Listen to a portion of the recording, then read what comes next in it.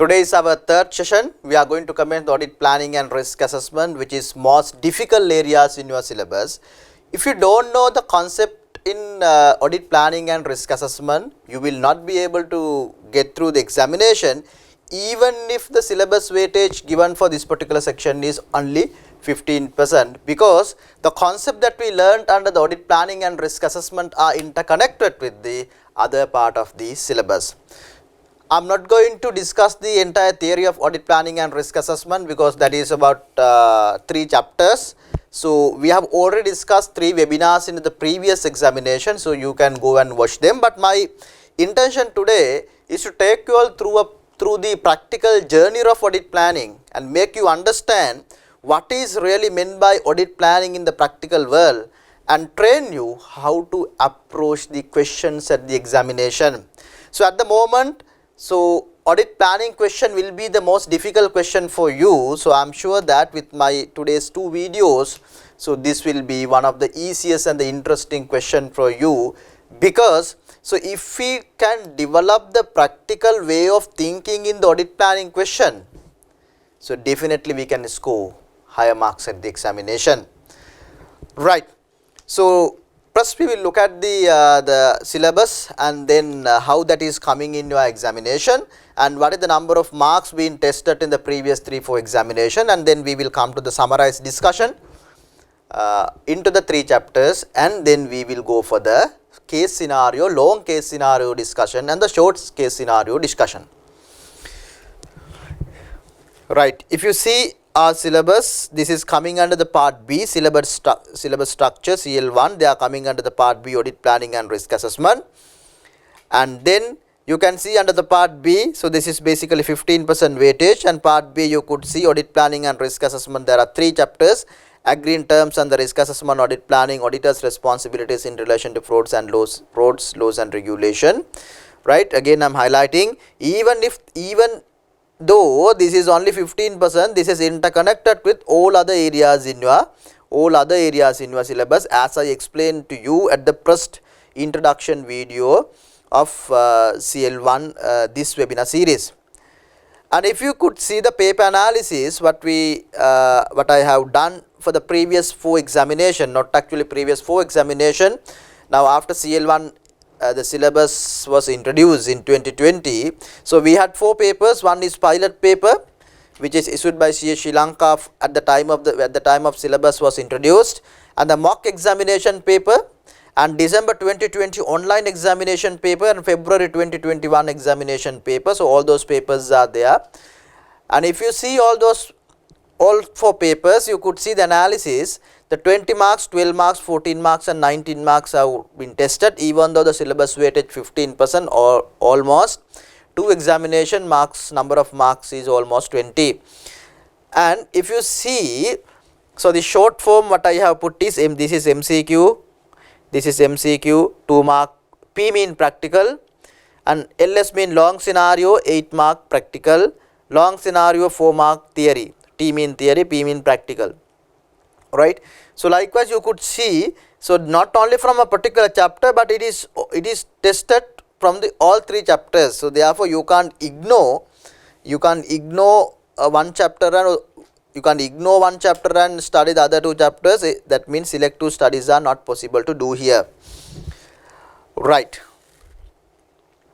Right. So, as you can remember, during my first video, the first webinar that I explained you the floor of auditing.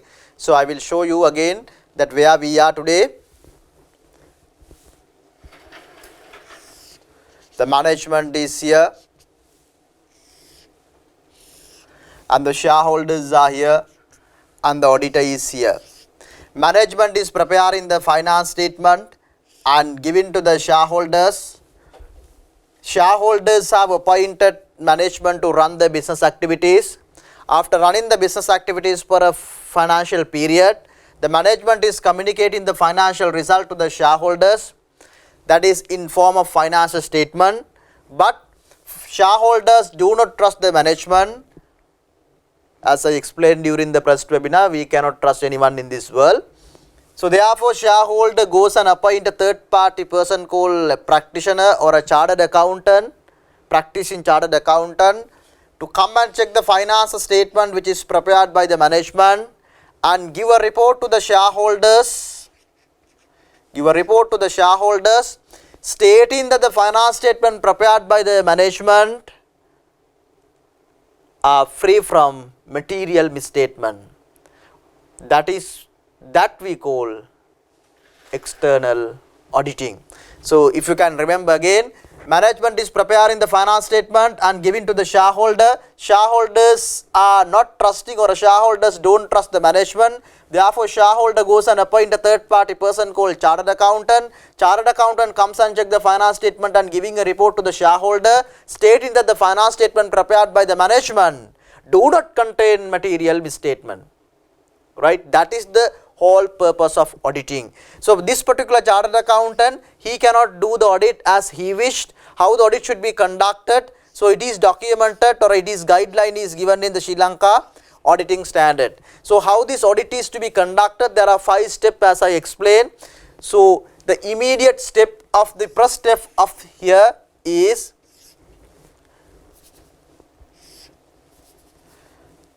appointment.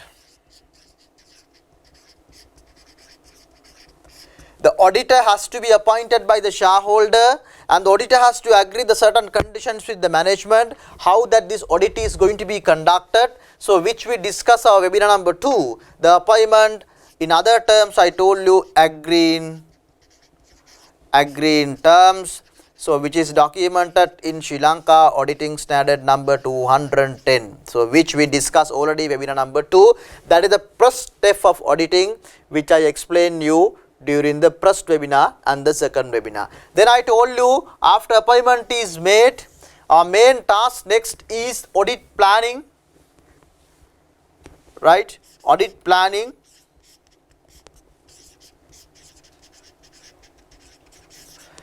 Then I told you, after audit planning, gathering evidences,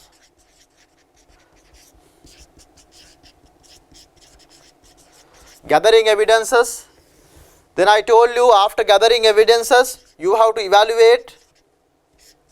evaluate evidence, whether sufficient and appropriate audit evidences have been gathered, and then finally I told you we are coming to the report.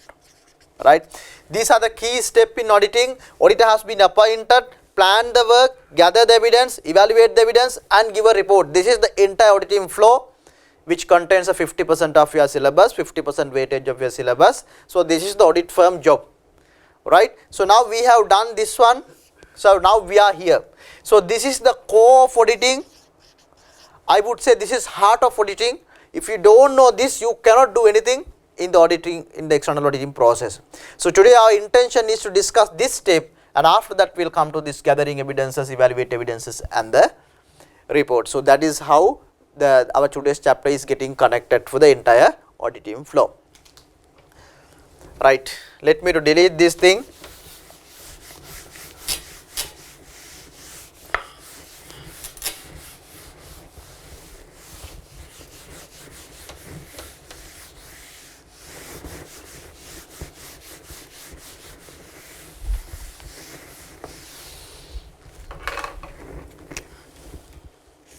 Right.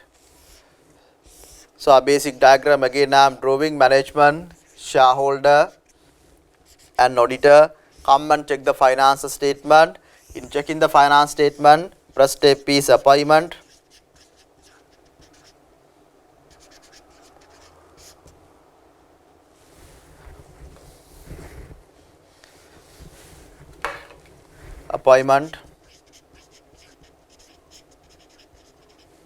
Right. So that is SLA US 210, which we have already discussed. That is the first step. Right. So now we are going to move to the audit planning section. So listen me carefully. I am not going to discuss the theory in detail, but I am going to tell you in a practical manner, where in a very simple way, so that understanding is more than enough for you to practice the questions and understand, because you know the audit planning, if you see the audit planning risk assessment questions that are coming in your examination, It is purely a practical scenario. So if you understand the flow of audit planning, because I know this audit planning content, there are so many difficult concepts, like so many technical concepts. So sometimes you may not understand. So if you understand this practical flow, so it will help you to understand those difficult technical concepts as well as write the new case scenario that is coming in your examination. Right. So now, before moving to the audit planning, our second step is audit planning. So before moving to the audit planning section, I want you to explain one of the important concept that you should aware throughout the auditing flow. If you don't know this concept, it is getting disturbed to you in all ways, because everywhere this word is there. I am sure that මම දන්නා මේක ගොඩක් අය මේක හරියට දන්නේ නැහැ. මම මේක නිසා මේ ඔඩිට් ප්ලෑනින් සෙක්ෂන් එකට යන්න කලින් මේක මම පැහැදිලි කරන්නම් හරියට. Have you might have heard this word in audit planning and evidences. This is coming. Financial statement assertions. Assertions.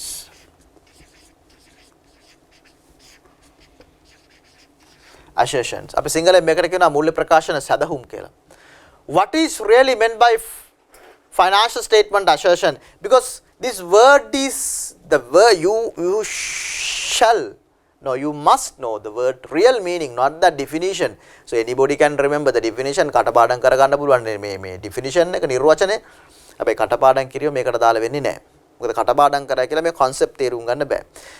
The finance statement assertions are going to be included or are going to be connected into the entire or throughout the entire auditing planning and throughout the entire audit evidence gathering process, even at the reporting level. So what is really meant by finance statement assertion?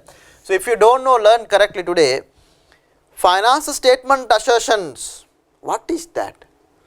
කොහෙන් ආපු වචනයද? අඟහරු ලෝකෙන් ආපු වචනයක්ද දන්නේ නැහැ. Right? I'll tell you a very simple example. Right? Sometimes you may know. දැන් මම මේක සිංහලෙන් කියන්නම්කෝ තේරෙන්න. දැන් අපි කියමුකෝ අපි යනවා මාකට් එකට. යනවා දෙල්කඳ පොළට. දෙල්කඳ මාකට් එකට යනවා. දෙල්කඳ මාකට් එකට ගිහිල්ලා දැන් අඹ තියෙනවා, මැංගෝ. හරි. දැන් අඹ ගොඩාක් තියෙනවා. දැන් මොකද කරන්නේ? අඹ ගොඩ ගහලා තියෙනවා. අඹ ටික තෝරනවා. අඹ තෝරලා හොඳ අඹ ගෙඩියක් දැන් හොයනවා පිටින් බලලා ඩොට් තියෙනේ වයින් කරලා නිකන් තැලිලා වගේ තියෙනේ වයින් කරලා හොඳ අඹ ගෙඩියක් හොයා ගන්නවා. අඹ ගෙඩියක් අපි තුමු රුපියල් 100යි 120යි කියලා. ඒ රුපියල් 100යි අඹ ගෙඩිය. දැන් අඹ ගෙඩිය හොඳ අඹ ගෙඩියක්ද කියලා හොයාගත්තේ කොහොමද? උඩින් බලලා. උඩින් තියෙන ටික බැලුවා. ඊට පස්සේ උඩින් දැන් අඹ ගෙඩි 100ක් තියෙනකොට ඒ 100න් එකක් හොඳයි කියලා තීරණය කරලා ඒක අරන් ගෙදර ගියා. දැන් ගෙදර ගිහිල්ලා අඹ කපන පිහියක් කරා. නැත්තම් අඹ කපන පිහියක් හරි මොකක් හරි කමන්නේ අරන් අඹ ගෙඩිය කපනවා. දැන් අර හොඳයි කියලා තීරණය කරලා ගෙනාපු අඹ ගෙඩිය කපලා බලනවා. දැන් කන්න යන්නේ. හැබැයි කපලා බලනකොට අඹ ගෙඩිය ඇතුළ සම්පූර්ණයෙන්ම නරක් වෙලා. ඒකෙන් මම කියන්න උත්සාහ කරේ මොකද්ද? අඹ ගෙඩියක් හොඳයිද නරකයිද කියන එක මේ අඹ ගෙඩි 100ක් තෝරනකොට අඹ ගෙඩියක් උඩින් බලලා, ඒ කියන්නේ අඹ ගෙඩිය outside external features බලලා අපිට decide කරන්න බෑ. මොකද අපි එළියෙන් එහෙම දැක්කට සමහරට ඇතුළ හොඳ වෙන්නත් පුළුවන්, නැති වෙන්නත් පුළුවන්. Right? Remember this mango example till I explain the finance statement assertion. Right? So what is the conclusion from the mango example? You can't come to a conclusion looking at the outside. You can't come to a conclusion looking at the overall surface. You have to go into the inside of anything if you want to give a proper conclusion. මට යම් කිසි දෙයක් හරිද වැරදිද කියලා කියන්න නම් මම ඒකේ අතුලාන්තයට යන්න ඕනේ. මම ඒකේ උඩ නැත්තම් වටපිටාව බලලා මට කියන්න බෑ මේක හොඳයිද නරකයිද කියලා. That is the whole purpose of that particular example. So having kept that in your understanding, so now we will see the technical definition of finance statement assertion. The finance statement assertion mean most of our, even the students who are working at audit firm, even the experienced auditors sometimes may not know the technical real meaning of the finance statement. I am not going to explain all these technical matters to you, but I am going to explain you in a simple way that you will be able to understand, right? Otherwise I can explain the real definition that you will not understand anything. Now let us say this management prepare the finance statement and give it to the shareholder. This finance statement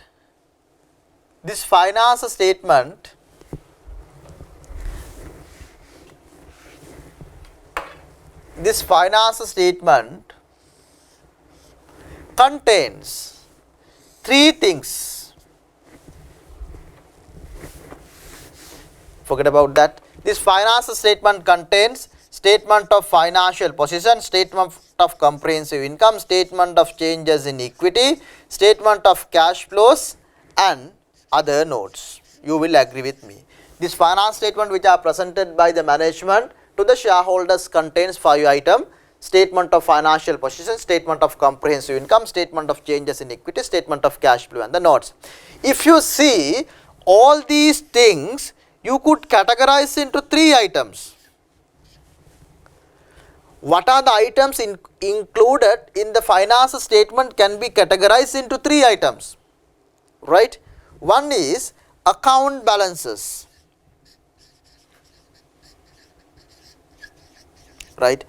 Other one, transactions. Other one, disclosures. I am sure that you are aware of that one. The finance statement which are presented by the management to the shareholder contains 5 items. That 5 items can be categorized into 3 categories: account balances, transactions and disclosure. Other than these 3, nothing is there in the finance statement, right? Account balances mean all the balance sheet item, example cash and bank, property, plant and equipment. Likewise, all the balance sheet items are coming under the account balances. Transactions. So, all the P&L item that are P&L item, revenue, expenses, all are coming under the transactions. Example, I would say revenue,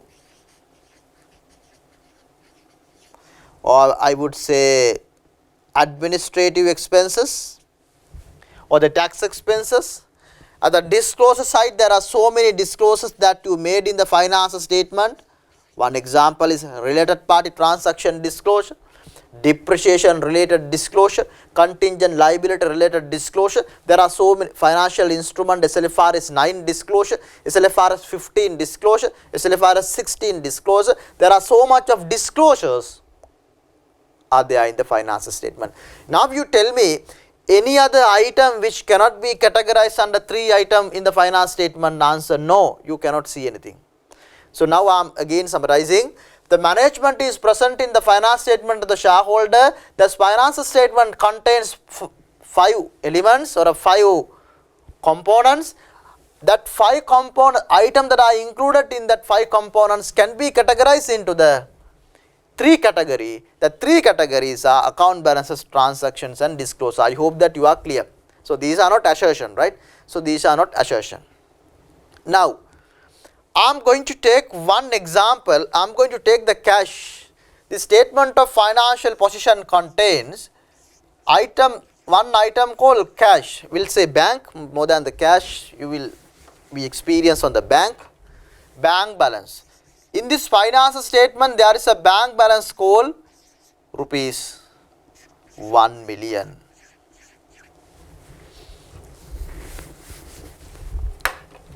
Rupees 1 billion.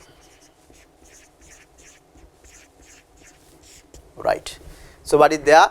In this finance statement which are prepared by the management, that is include one item called statement of financial position, that is an account balance that contains one bank balance is to the 1 million. Then me bank balance kina 1 million එක මොකක්ද කියවෙන්නේ? This is little bit a high end concept, try to understand. The management is preparing the finance statement and giving to the shareholder. When you are preparing the finance statement, one line item is there, that is called, one item is there, statement of financial position. Under the statement of financial position, one item is there, that is called bank balances, 1 million. Now try to understand. I will make this as example of mango. Bank balance is equal to mango. There are 100 mangoes. You have selected one mango, that is bank balance. Now, remember that example. Right now,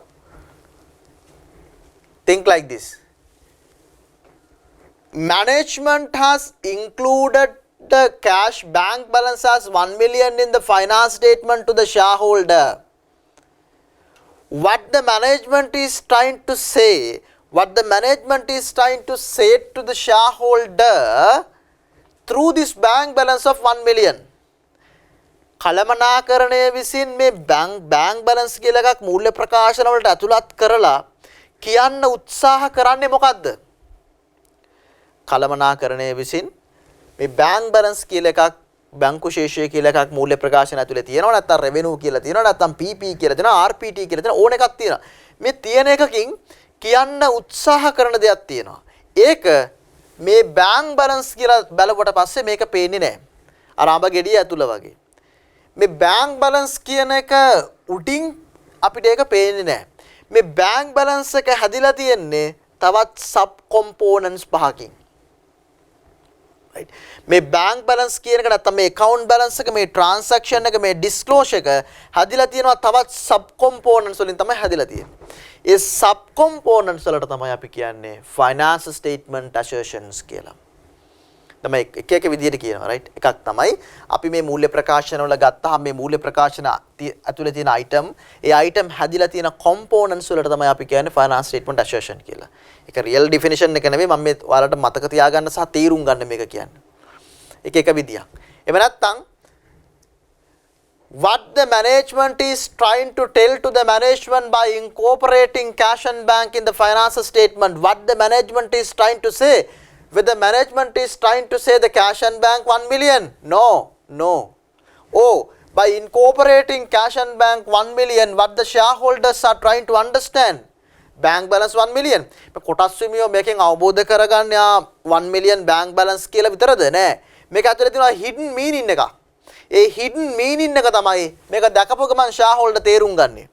මේකේ management එක දෙන්න උත්සාහ කරන්නේ bank කියන එක විතරක් නෙවෙයි ඔය බැංක් කියන බැලන්ස් එක ඇතුලේ තියෙනවා hidden meaning එකක්.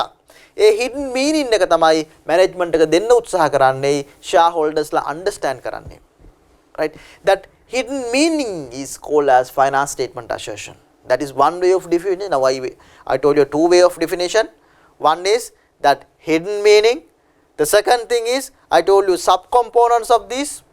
That any way you any form that you need, you can define on that one. So otherwise real definition is the management is trying to tell to the shareholders through the finance statement, that is called finance statement assertion, otherwise management representation to the shareholders. So now if you take this bank balance, what are those subcomponents? If you take this bank balance, what the management is trying to tell or what the shareholders are going to understand.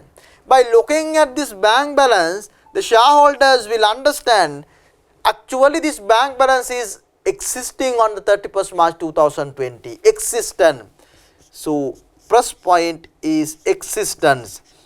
This is not given in the finance statement but it is understood because that is the number one assertion. Existent. සත්‍ය වශයෙන්ම බැංකු ශේෂ වාර්තා කරන දිනේදී සත්‍ය වශයෙන් පවතිනවාය කියන එක මෙයා කියන්නෙත් නෑ මෙයා කියන්න අවශ්‍ය නැහැ මේ දෙන්න අතර තියෙන virtual understanding එක right. And number 2, rights and obligations. Rights and obligation.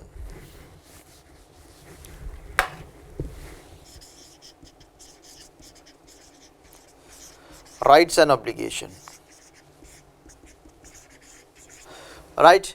And number 3, rights and obligation. අයිතිය මේ බැංකු ශේෂය සත්‍ය වශයෙන්ම අපට අයිතිය 331කට. That is owned by us. Rights and obligation. We have the right. of this bank balance, and valuation. Particular bank balance has been correctly valued at the 31st March 2021. It's correctly valued. That is understood. And number 4, completeness. This bank balance is complete. All the transactions that happen through the bank account have been recorded. And number 5, classification and presentation. I would take 1. So the presentation. Now these are the subcomponents of a bank balance. These are the subcomponents of a bank balance which, when the management incorporate the cash and bank into the finance statement, what the management is trying to tell, or what the shareholders are going to understand by looking at the bank balance is called, there are 5 items, those are called finance statements assertions. So finance statement assertion කියන එක item එකෙන් item එකට වෙනස් වෙනවා. ඒ item එක හැදිලා තියෙන sub components වලට තමයි අපි කියන්නේ finance statement assertions කියලා. right? එහෙම නැත්නම් මේ finance statement line item එක දැකලා management එක තේරුම් ගන්න උත්සාහ, management එක shareholders ලාට තේරුම් කරවන්න උත්සාහ කරන දේ, එහෙම නැත්නම් shareholders ලා තේරුම් ගන්න දේ තමයි finance statement assertion කියලා කියන්නේ. මම ඔයාලට දැන් මේ තේරෙන භාෂාවෙන්, ඔයාලට තේරෙන භාෂාවෙන් තමයි කිව්වේ. right? So then the auditor, before come to the auditor, now the shareholders will understand there is a 1 million bank balance that is actually existing on 31st March, that is actually owned by us 31st March, that is really valued, correctly valued at 31st March, and all the transactions are recorded and the completeness is ensured, and that is correctly presented in the financial statement. So that is called assertions, right? So I hope that you are clear with the meaning of the finance statement assertion. Now we will come to the auditor. Now as an auditor, why this is important to us? We have been appointed by whom? We have been appointed by the shareholders to come and check the finance statement and report to the shareholder. Then what is our duty? Our duty is to satisfy the shareholders. Our duty is to check the finance statement what is needed by the shareholder, not that what we think, because we have been appointed by the shareholder. Then through this finance statement, the shareholders are understanding not the line item but the item that are included in that particular line item. Then as auditors, our verification is not for the finance statement. Our verification is not for the finance statement, or our verification is not into the particular line item of the finance statement, but our verification is to sub-components of the particular line item. That's how the auditor is getting connect to the finance statement assertion. So therefore, when auditor perform the audit procedures, when auditor plan the work, when auditor perform the audit procedures, when auditor plan the work, auditor always need to plan the work for that hidden things. Auditor is not required to gather the evidences in overall of the finance statement position, statement of financial position. Auditor is not gathering the evidences for the bank, but auditor is going to satisfy the each and every assertion of the particular line item. Auditors all planning, judgments and the audit procedures conclusions all are depend on not the line item but the finance statement assertion which are embodied in the particular line item. So that is where as auditors we always and everywhere we discuss the finance statement assertions. We have to discuss because that is our purpose in auditing. Our purpose is to satisfy the shareholders. Our purpose is to ensure the shareholders' thinking is correct, or the shareholders' conclusion is correct. The shareholders' conclusions are based on the assertion, then our work also should be based on the assertion. I hope that you are very clear with the what is really meant by assertion. I explain you in a very simple way. So now if I take, remember, these 5 assertions, existence, rights and obligation, valuation, completeness and presentation, this 5 assertion is common for all the account balances. if you take the trade debtors, if you take the would say stated capital, if you take the trade creditors, if you take the inventory, so all these balance sheet items we call account balances are having the same assertion. Inventory, if I put the inventory here,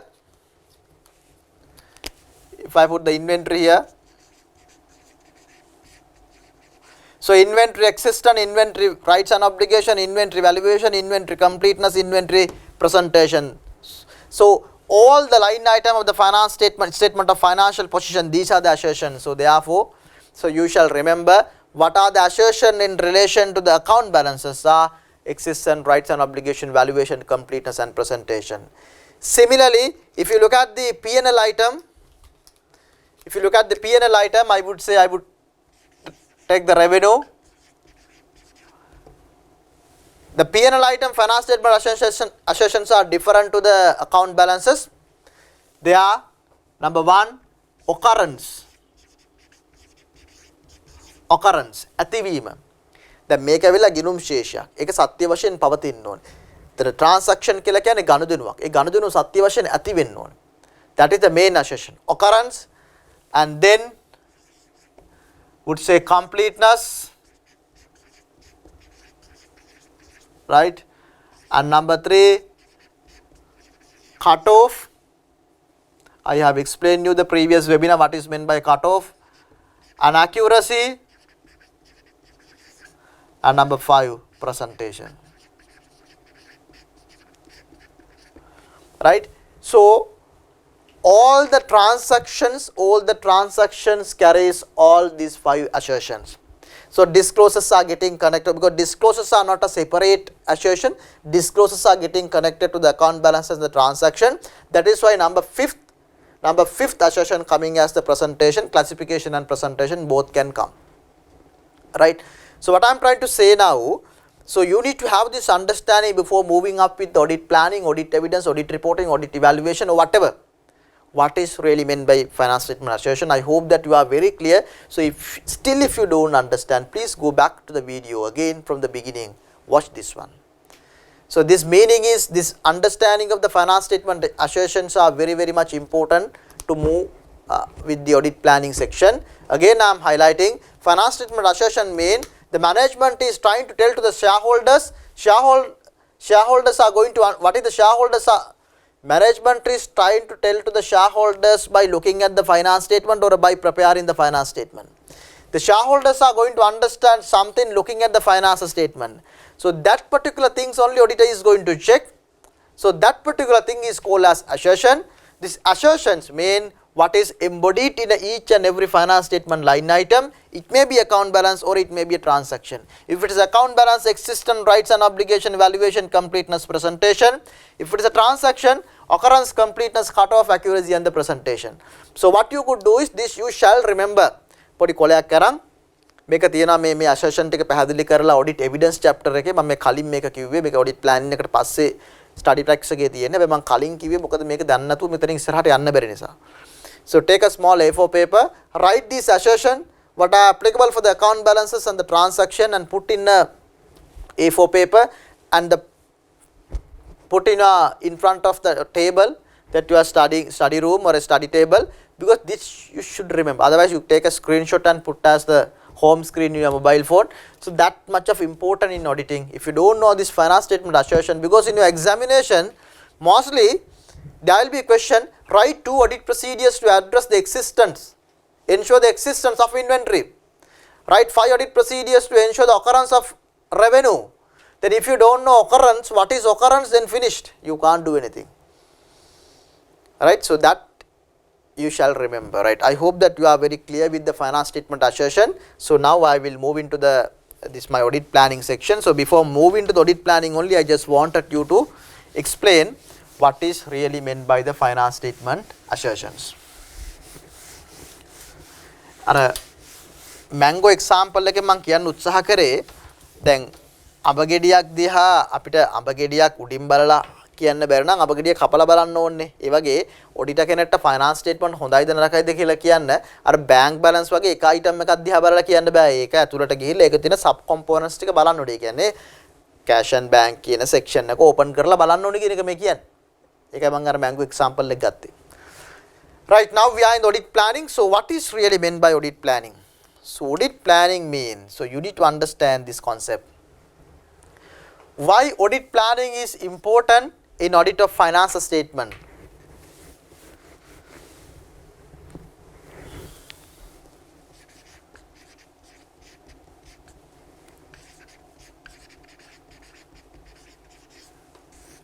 Audit planning. So can you remember during the first webinar I told you this auditor comes and check the financial statement, but auditor will not be able to state to the shareholder the finance statement prepared by the management is or are 100% free from misstatement. Nowhere we can say the finance statement prepared by the management is free from material mistake, free from misstatement. අපිට කියන්න බෑ 100% assurance is not possible in auditing. Right? And we give a reasonable assurance. Why it is? Now just imagine why you want to, why I may planning. දැන් ඔයාලා exam එකක් කරනකොට අයි අපි කියන්නේ ඔයාලා පාඩම් කරනකොට plan කරලා පාඩම් කරන්න කියලා. මොකද අපි දන්නවා ඔයාලට මේ තියෙන ටයිම් එකේදී මේ 100%ක්ම study text එක කියවලා 100%ක් ඔක්කොම questions කරවලා 100%ක් කරන්න වෙලාවක් නැහැ. ඒතකොට we have to manage the timing. So you have to plan the work and do accordingly. When we try to do something now, let's say COVID prevention program these days, so that is we are telling we cannot address all the COVID cases in the society. So you are planning, and the government is making the lockdowns based on the proper plan, and then based on the number of COVID cases, because they cannot address the 100% cases. Similarly, remember why this planning is important for auditor. Just imagine this management of the company contains in the accounts department, let's say CFO and finance manager, and let's say 3 accountants, accountant 1, accountant 2 and accountant 3. Under that there are 3 account executives, will say, right? And all together let's say 15 people, and they are working for 300 days for the year, not the 365 days, but let's say 300 days for the year, and prepare the financial statement at the end of the financial period. But auditors, like 2 audit trainees like you or 3 audit trainees like you, and going to this particular company, 15 people they have done for 300 days, and you are going to check within 2 weeks in experienced people, and you are going to check within 2 weeks, and to say that the finance statements are 100% correct. ඔයාලා වගේම audit ට්‍රේනිස්ලා දෙන්නෙක් හරි 3 දෙනෙක් හරි manager කෙනෙකුත් එක්ක මේ company එකේ 15 දෙනෙක් දින 300ක් කරපු accounts ටික check කරලා කියන්න යනවා වැරදි නෑ කියලා 100%. Can it be done? It is not possible. It is not possible at all. So in that circumstances, and also even if you check the 100%, you cannot find the 100% errors that the management has engaged, because there are some inherent limitation in this verification process.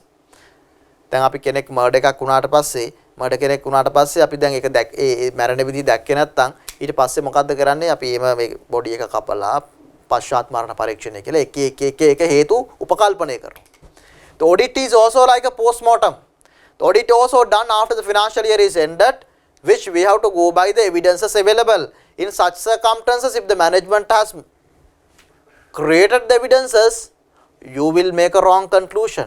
So that is where auditor cannot check the 100% in the finance statement. Therefore, auditor cannot give the 100% assurance in the finance statement, right?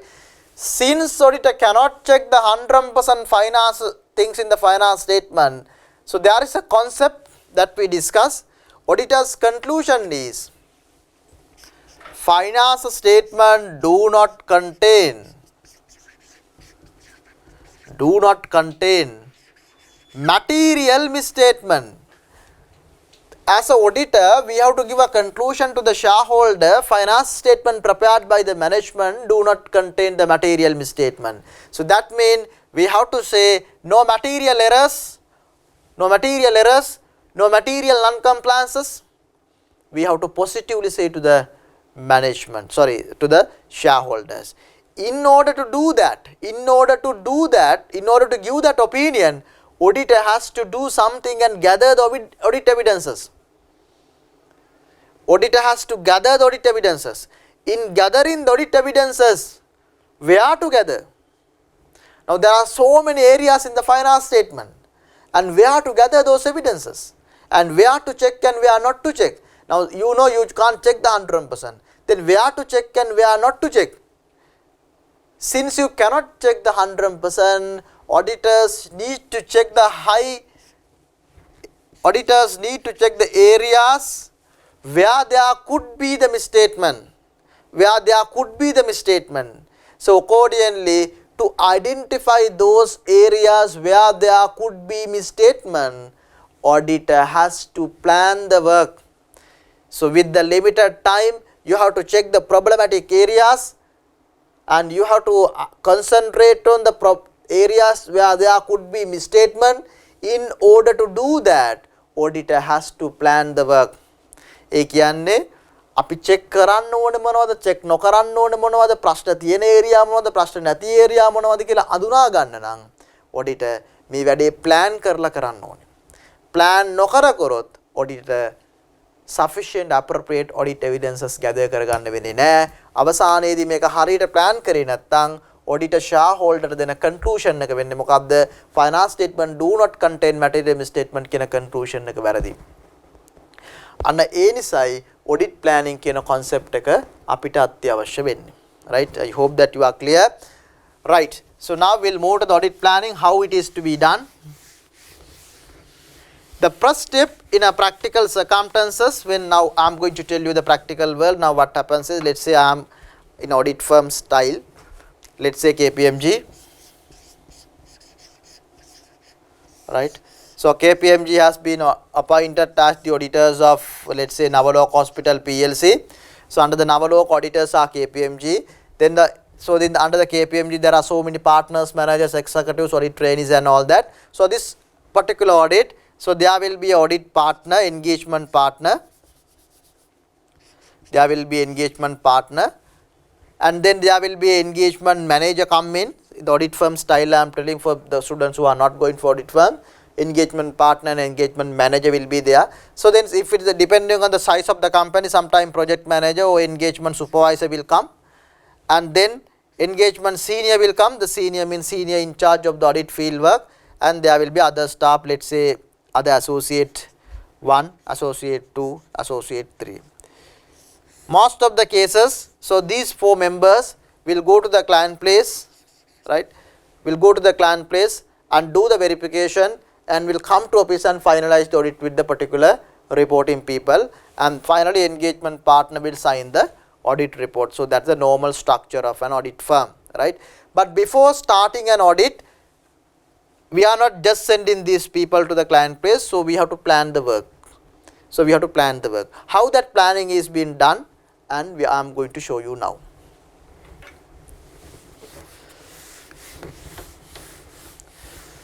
Right.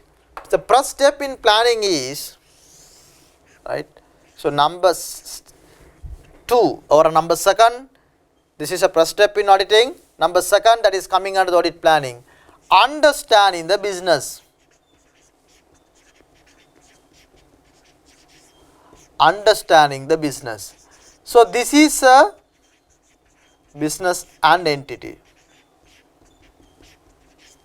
So this is the next key step in audit planning, because now auditors are going to check the finance statement belongs to the management on behalf of the shareholders and give a report to the shareholder. But of course, you know, we need to have understanding before starting an audit. What is that company? What they are doing? What are their products? What are their markets? And what happened in the history, and what will happen in future, and who are the key employees? All those, and what is the financial reporting framework, or what is the industry in which we are the industry in which the entity is engaged, legal background, all these concepts must be understood by the auditor before starting the audits. So that is called understanding the business or entity or environment the entity is in.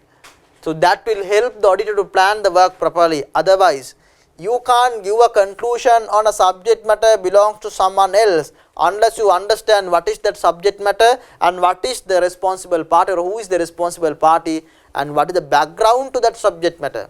If you don't know, you cannot give a conclusion. Think in a very simple way. Don't think in a very the මම එක කියන්නේ යන්නේ හරි simple විදියට මේක ලොකුවට හිතන්න යන්න එපා. හරි. So understanding the business entity. So there are three things given. Why we need to understand and how we are going to understand and what we are going to understand. So this is given in your study text also. So why we need to understand in order to plan the work. In order to plan in the work, so you have to plan the work and identify the risk areas. So that because of that you need the planning, and there are so many other reasons as well. And how you are going to understand, there are so many ways. You can discuss with the management. You can look at the previous year working paper files or a previous year experience that you can refer. You can go to the Google and search the company, right? You can perform analytical procedures. If it is the factory, you can go and observe. Don't think looking at the book. මේක නිකන් හිතන්නකෝ ඉමේජරි දැන් ඔයාව දාලා තියෙනවා audit එකට Navaloka hospital එකේ. ඔයා නවලෝක හොස්පිටල් එකට ගිහිල්ලා ඔඩිට් එක කරන්න ඕනනේ දැන්.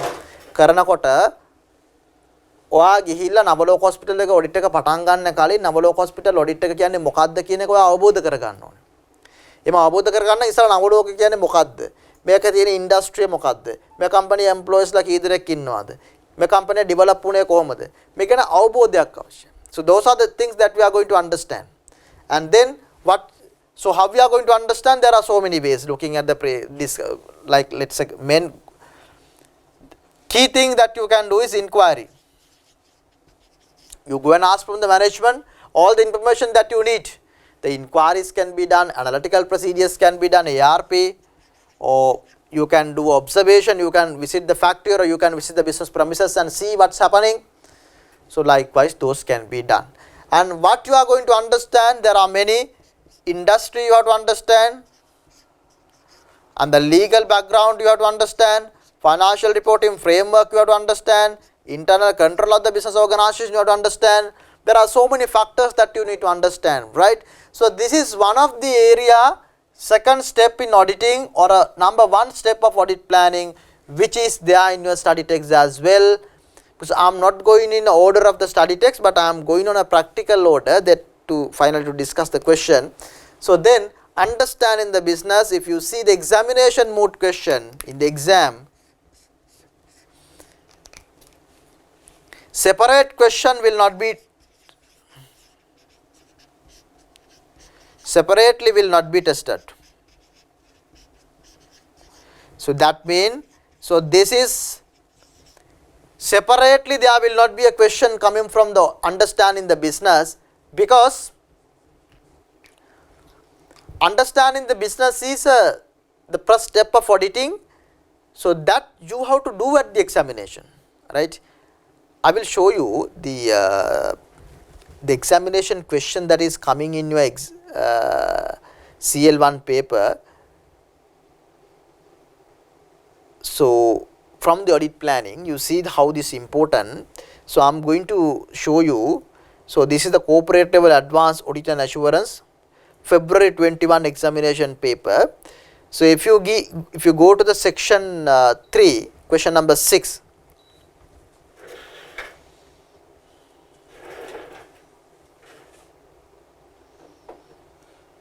Right. So this is a question number 6 for 20 marks question. So I am not going to read the question. So this is a long question, and look at the required section. Part A. Recognize 4 key business risks that existed at AM during 31st March 2020 for 6 marks. Using the information provided, discuss 2 key audit risks in the audit of AM, 4 marks, 10 marks. Outline 3 appropriate responses to address each of the audit risks discussed in B above when planning the audit of AM. And D. apply analytical procedures to verify the rebate expenses for the year ended 31st March 2020 and write the step performed, and state 2 step to be performed by the auditor when using analytical procedures as substantive test. So remember, this entire 20 marks of this particular question is from the audit planning section mainly, right? So except this 3 marks, so all other 17 marks is from the audit planning section. You can see here, so you are supposed to identify risk and all, but what I want to highlight, so understanding the business, now in this particular question, the informations are given. If you read the first 2 paragraph, you are the audit senior for the audit of Automart PLC for the year ended 31st March 2020. You have gathered the following information during the planning stage of the audit. AM is engaged in the assembling motor cars for domestic market. Under the brand name of Saga, AM imports more than 60% of its vehicle parts from China. The balance 40% is imported from a company in Bangladesh that is owned by the director of AM. The company in Bangladesh also imports most of the raw materials from China. Due to the COVID-19 pandemic, which began in early January 2020, the company had brought the restrictive measures when trading with China. So this has resulted in a shortage of raw material, causing low production during the last quarter of the year ended 31st March 2020. Now you see, I am not going to read the full question, we will discuss this question later. So in your examination, the informations have been given. So this is your audit, this is your business, this is the incident happened during all these informations are given. But in a practical world, those information, nobody is to give those information, auditor has to gather. So how that auditor can gather those information? Through this understanding the business entity. So therefore, in the examination, this cannot be tested separately. This is already given in the examination question paper. So therefore, you can just read this particular section and finish it off. So you don't have to get ready with the memorizing the things, because it is going to be tested at the examination in a practical scenario where you will be given the information that is to be understood by the auditor. Right. Second step is the key step or a third step in auditing, that is risk assessment. This is the key word in auditing, where if you see this particular question, look at again this question, part A and B. Recognize 4 key business risks that existed at AM during 31st March 2020, and using the information provided, discuss 2 key audit risks in the audit of AM. Now you can see this risk assessment has been tested in your examination for 10 marks. Remember, that is the key question in your examination. Identifying the risk in the finance statement. Identify the risk in the finance statement. So I hope that as I told you at the beginning, there are 3 webinars to cover up the full syllabus, full theory of this particular section. Now, when it comes to this risk assessment, you need to have a bit practical understanding. That will be easy at the examination. මොකක්ද මේ risk assessment කියලා කියන්නේ? ලොකුවට හිතන්න යන්න එපා risk assessment කියලා කියන්නේ මේ කොහෙන් හරි ගෙනල්ලා දාපු වචනයක්. එහෙම නැත්නම් මේක අපිට තේරෙන්නේ නැහැ. මේක තියරියක්. මේක කටපාඩම් කරන්න ඕන තියරියක්. එහෙම එකක් නැහැ. මොකක්ද මේ risk assessment එකක් කියලා කියන්නේ? Right? So before I explain the risk assessment, so let us to look at this question.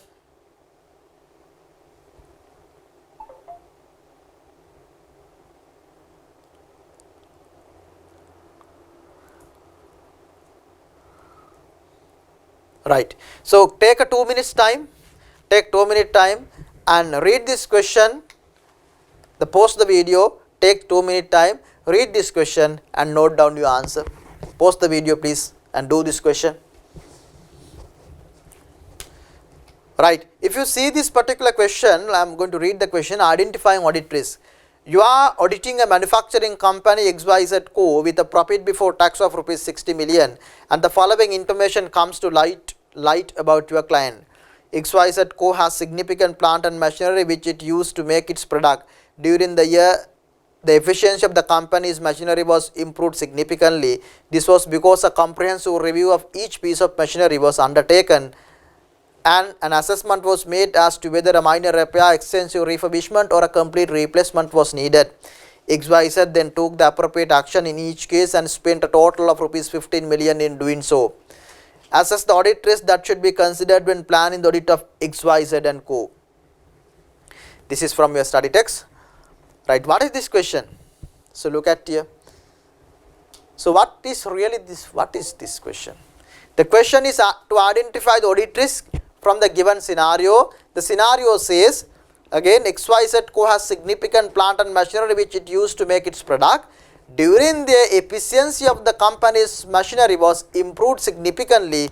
This was because a comprehensive review of each piece of machinery was undertaken and an assessment was made as to whether a minor repair, extensive refurbishment or a complete replacement was needed. Now, මේ XYZ කියන company එකේ machineries තියෙනවා.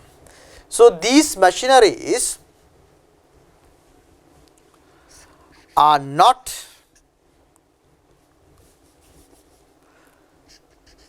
in proper condition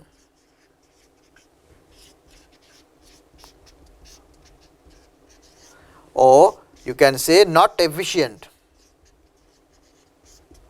right? So these machineries are not so efficient, or these machineries are not in a good condition to deliver or generate the maximum output that is required by the company. So most of you, when I asked to identify the audit risk, most of you might have identified the risk here is machinery inefficiency in the operation. Machineries are not in good condition. So that is creating uncertainty to the business. So that creates a bottleneck in achieving a business objective. So that is a risk. Yes, that is a risk. Now most of your answer, if you had done a 2-minute and read, and if you had done an answer, your answer is what? Your answer is inefficiencies in the machineries would result in not achieving the business objective. So therefore that is the risk factor here. Is that so? So now before that, what is risk? Risk කියලා කියන්නේ මොකද? අවදානම කියලා කියන්නේ මොකද්ද? ඒක හොඳ අවබෝධය මොකද්ද මේ අවදානම කියලා කියන්නේ? දැන් අපි වර්ල්ඩ්ස් එන්ඩ් ගිහින් තියෙනවා නම්, ලෝකාන්තේ ගිහින් තියෙනවා නම්, සමහර අය ලෝකාන්තේ ළඟට යනකොට කකුල් දෙක වෙවුලනවා. ඇයි ඒ? පහළට වැටේ කියලා තියෙන බය. බය කියන්නේ මොකද්ද? අවදානම.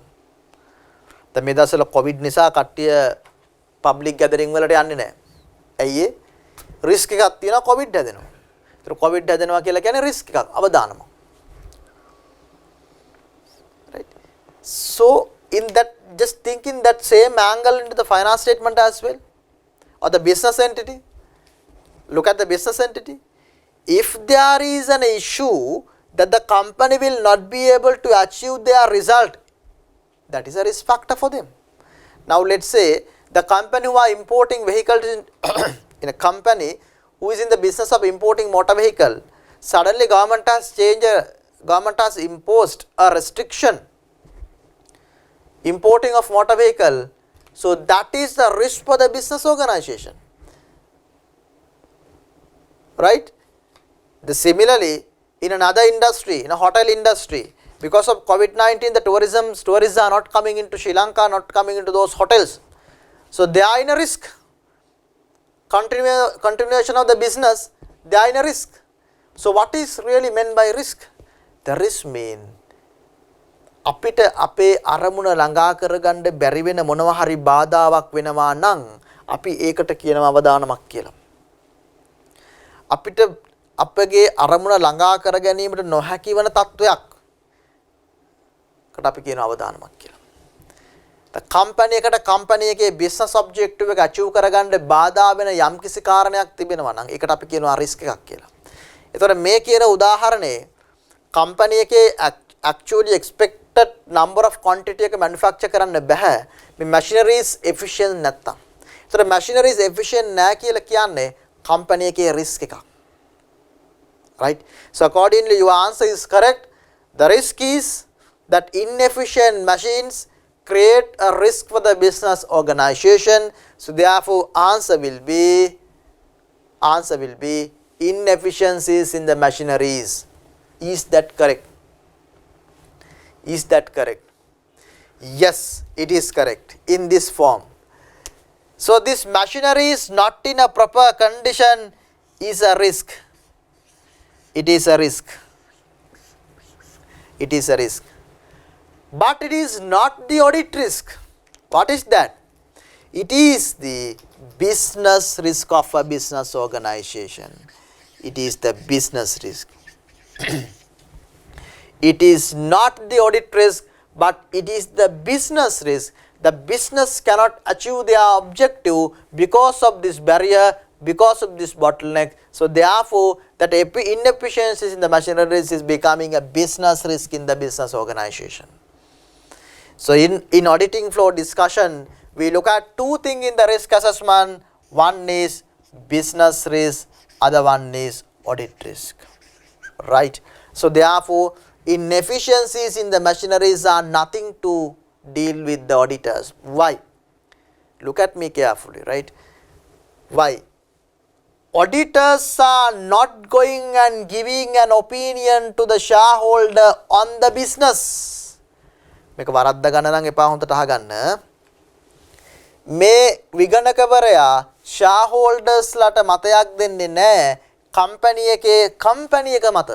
නැත්නම් company production එක ගැන, company එකේ future එක ගැන, company එකේ business continuity එක ගැන, company එකේ shareholders ලා ගැන ඒ කිසිම දෙයක් මත විගණකවරයා මතයක් ලබා දෙන්නේ නැත. What the auditor is going to give an opinion to the shareholders on what? Auditor is going to give an opinion to the shareholders on financial statement. We will be expressing an opinion to the shareholders on the finance statement prepared by the management. So if we are giving an opinion to the finance statement, auditors risk arising only through the financial statement. So therefore, you shall remember now, if the question is to ask the audit risk in the finance statement, don't look at the business angle. That is not to deal with auditors. Auditors look at only whether such issue mentioned in the particular scenario could create the situation or could create a misstatement in the financial statement. තේරුණාද? දැන් කෙනෙක්ට හිතන්න බලන්න මොකද්ද මේ misstatement කියන්නේ කියලා. මොකද්ද මේ misstatement කියලා කියන්නේ? What is really meant by misstatement? What is meant by misstatement?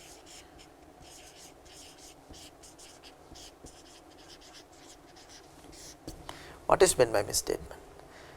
Misstatement වලට අපිට මේකට කියන්න පුළුවන් එහෙම නැත්නම් අපි මේකට misstatement වෙන්න පුළුවන් fraud වලින් එහෙම නැත්නම් error වලින්.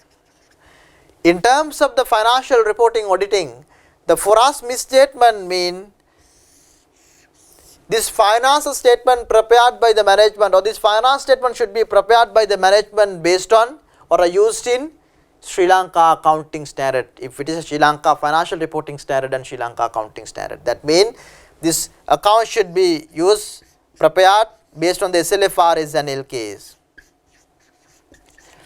If there is a deviation when you are accounting, when you are preparing the finance statement, if you have not complied with the Sri Lanka accounting standard, that is called as a misstatement in the finance statement. So let's say investment property. So investment property, let's say we'll forget about the investment property because that is complex for you. So we'll take up the depreciation simply.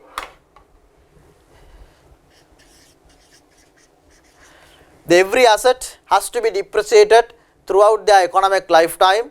So that is the requirement of the LKS 16. But the company say that asset should not be depreciated. Accounting standard says asset must be depreciated, but company say no, that asset cannot be depreciated. Then what happened? That is a deviation of the accounting standard, that is LK 16, that is becoming a misstatement, right? That is the real meaning of the misstatement.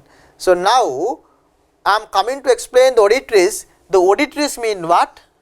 Audit risk mean probability that the finance statement could contain material misstatement. දැන් මේ කියන particular scenario එක අපි discuss කරපු scenario එක අපි ගත්තොත් එහෙම plant and machineries ටිකේ inefficiency කියන එක business risk එකක්. ඒතර මේ scenario එක හරහා audit risk එකක් වෙන්නේ මොකද්ද? මේ සිද්ධියෙන් මූල්‍ය ප්‍රකාශනවල ගිණුම් කරන ප්‍රමිතීන්ට අනුකූල නොවීමක් තියෙන්න පුළුවන් නම් අන්න ඒක කියනවා අපි audit risk එකක් කියලා. This is not easy. Sometimes you may not understand certain concept that I tell. Again, I am highlighting in a very simple way. What is really meant by audit risk? Audit risk mean from the given scenario, if you see there could be a error in the finance statement, or there could be a issue in the finance statement, there could be a issue that is not complying with the finance statement. Possibility මේ අපි audit risk එකක් කියලා කියන එක අපිට 100%ක් කියන්න පුළුවන්ද බෑ. වැරද්දක් තියෙන්න පුළුවන් possible area එකකට අපි කියන audit risk area එකක් කියලා. වැරදි තියෙන්න පුළුවන් possible area එකකට අපි කියනවා audit risk area එකක් කියලා. වැරදි තියෙන්න පුළුවන් possible area එකක්. හරි. ඒ possible areas ටික identify කරන එකට අපි කියනවා risk assessment කියලා. So what is really meant by risk assessment? So what is really meant by risk assessment? Since auditor cannot check the 100% in the finance statement, auditor first identify the problematic areas in the finance statement and check the finance statement. Since auditor cannot check the 100% in the finance statement, auditor checks the problematic areas in the finance statement and come to a conclusion there are no material misstatement in the finance statement. In order to check the problematic areas, first of all you need to identify the problematic areas. In identifying that problematic areas, we call as a risk assessment. Identifying problematic areas is called as risk assessment. Why you have to identify problematic areas? Since you cannot check the 100%, you identify the problematic areas and then accordingly you do the audit procedures and gather the audit evidences and you come to a conclusion. Identifying that problematic areas is called as risk assessment in the finance statement. Right. So I hope that you are clear with that. You can just quickly look at this question again. XYZ Co has significant plant and machinery when it used to make its product. During the year, the efficiency of the company's machinery was improved significantly. This was because a comprehensive review of each piece of machinery was undertaken and an assessment was made as to whether a minor repair, extensive refurbishment or a complete replacement was needed. XYZ then took the appropriate action in each case and spent a total of rupees 15 million in doing so. Now you know, in efficiency of the machinery is not an audit risk. Now what is the audit risk that you could see here? The audit risk කියලා කියන්නේ මොකක්ද? ආයෙත් මම කියනවා. audit risk කියලා කියන්නේ මොකක්ද? accounting standard එක තියෙන බල non compliance එක එච්චරයි. මේ ලොකුවට හිතන්න යන්න එපා. audit risk එකක් කියන්නේ මොකක්ද? accounting standard එකත් එක්ක non compliance එකක් එන්න පුළුවන් area එකක්. එච්චරයි. ඔසිදු වීම. එහෙම ගත්තොත් මෙතන accounting standard non compliance එකක් එන්න පුළුවන් කොතනින්ද? Very simple. This particular company has capitalized 15 million. Right, so 15 million they have incurred a 15 million, spent a total of rupees 15 million in doing so. So 15 million is so material for this particular company because the above it has been given 60 million is the profit. So what is the probability? There could be a misstatement, non-compliance with the accounting standard. The probability is this 15 million, right? Probability is this 15 million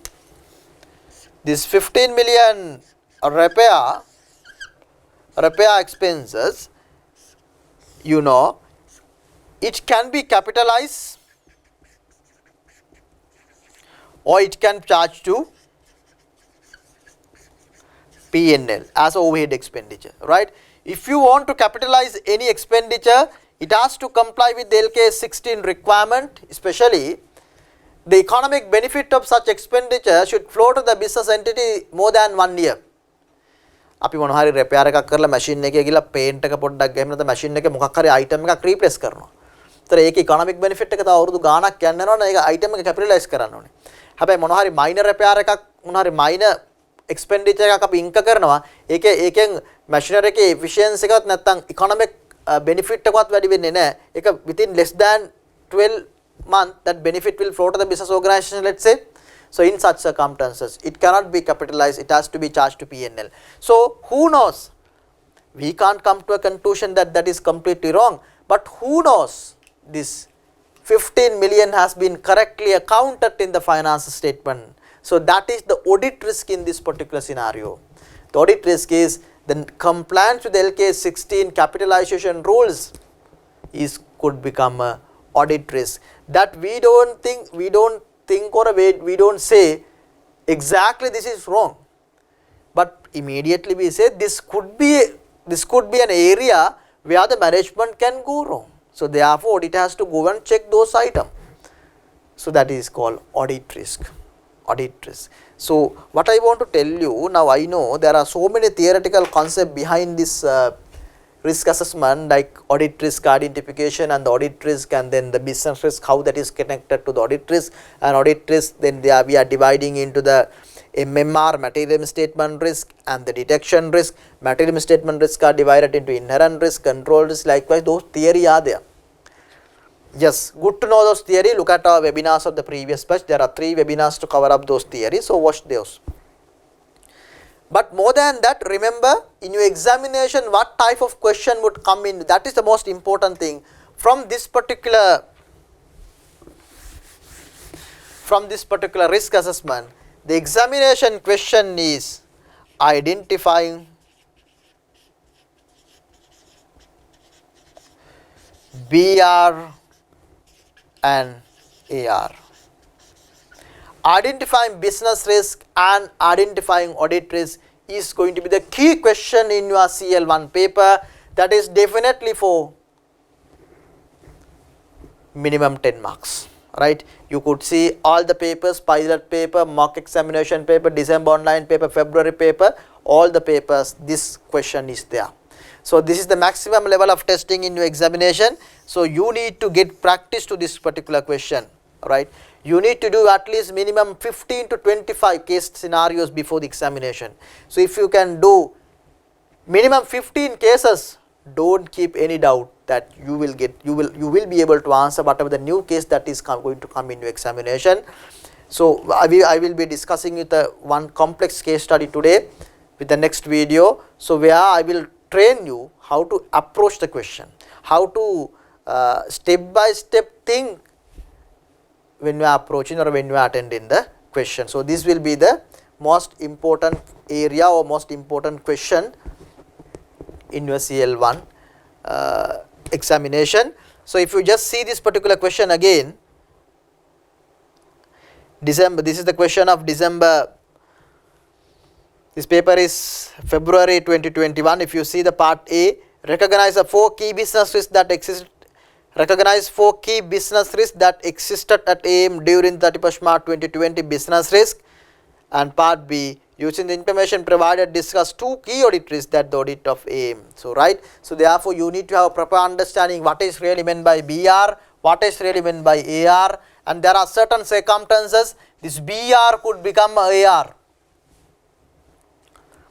මොකද business risk කියලා කියන්නේ ඒ business එකේ objective එක අචීව් කරගන්න වෙන බාධාවක් නැත්නම් business එකේ ඔබ්ජෙක්ටිව් එක අචීව් කරගන්න නෙගටිව් විදිහට බලපාන දේවල් වලට අපි කියනවා බිස්නස් රිස්ක්යක් කියලා.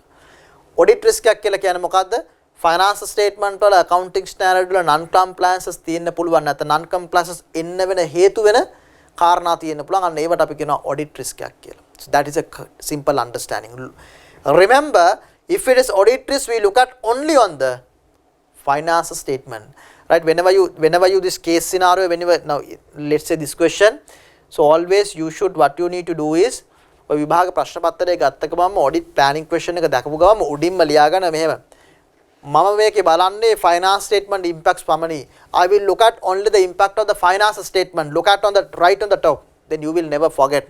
Otherwise your mind will divert to the business side than the financial reporting. As auditor, we have a role of looking at only the finance statement. We don't have a role to look at the business side. So therefore, but there will be in your question paper, there will be a question to identify the business risk also. Most challenge here is you can identify the audit risk, you can identify the business risk, but there are certain business risks, those are resulting audit risk.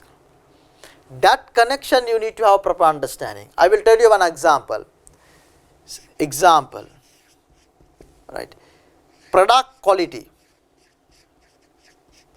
Now let's say think like this.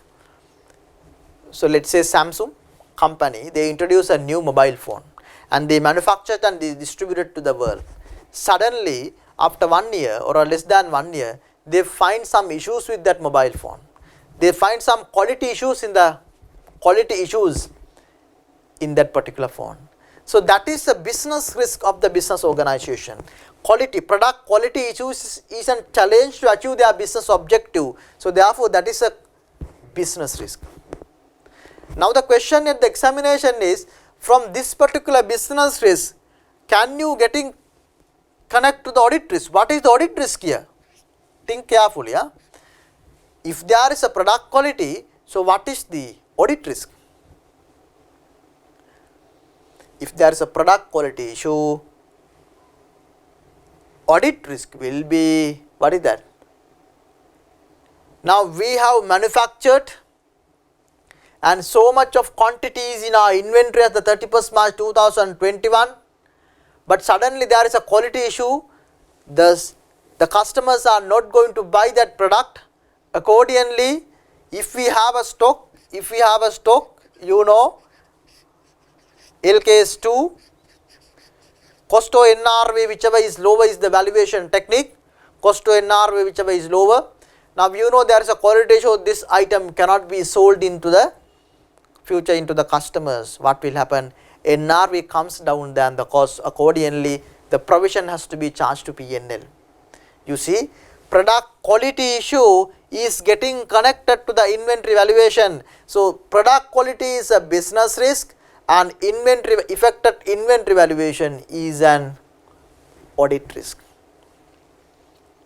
You got the point? So likewise, there are certain scenarios where the business risk could be linked to the audit risk. Always look at කාට හරි තමන්ගේ ව්‍යාපාරික අරමුණ ළඟා කරගන්න බැරි වෙන බාධාවක් තියෙනවා නම් ඒකට අපි කියනවා බිස්නස් රිස්ක් එක කියලා. මූල්‍ය ප්‍රකාශන වල accounting standard වලට non compliance වෙන්න පුළුවන් දෙයක් තියෙනවා නම් අපි ඒකට කියනවා audit risk එක කියලා. සමහර ව්‍යාපාරික අවදානම් finance statement වල වැරදි නිර්මාණය කරන්න පුළුවන්. ඒ finance statement වල වැරදි නිර්මාණය කරනවා නම් ඒ කියන business risk එක audit risk එකක් බවට පත් වෙනවා. මම තේරෙන භාෂාවෙන් ඔන්න කිව්වා. Right, I hope that you are clear with that. So that's how you have to think at the examination. What we will do, this is your examination question. So we will discuss a very long case scenario and try to understand how to approach the question. Right. So now we discuss the appointment and then understanding the business and the risk assessment. I told you this is the highly examinable part. And now then come into the risk response.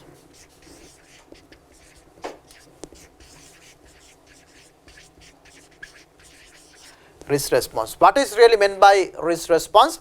The risk response mean now as the chartered accountant, before he coming and checking the finance statement, he identify the problematic areas. That identifying of problematic areas we call as a risk assessment. Now after you identify the problematic areas, now you have to do something. You have to do something to get confirmed whether actually there are misstatement or whether actually there are no misstatement. So doing something is called risk response. එතකොට මේ අපි problematics නැත්නම් මේ material misstatement තියෙන්න පුළුවන් areas සැකයක් සැක කරන්න පුළුවන් ඒරියාස් ටිකක් අපි හඳුනාගත්තා. ඒ හඳුනාගත්ත එකට අපි කියනවා රිස්ක් ඇසස්මන්ට් එක කියලා.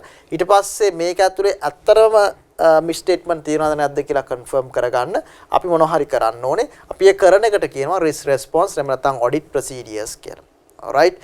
So this risk response, practical side of risk response is covered under the audit evidence section. So in your syllabus, practical side of audit evidence, practical side of risk response is covered under the audit evidence. That is part C of your syllabus. So where each and every line item of the finance statement, how the audit is to be conducted, is discussed in that particular section. So once it is done completely, that part only, you can write the questions, because if you can again see this particular question number 6 of your question number 6, you can see part C of the question number 6 of February 2021. Outline 3 appropriate responses. Read carefully. Outline 3 appropriate responses to address each of the audit risk discussed in B above when planning the audit of A. So appropriate responses, so that means you are supposed to write the audit procedures. Now let's say, let's take up this example.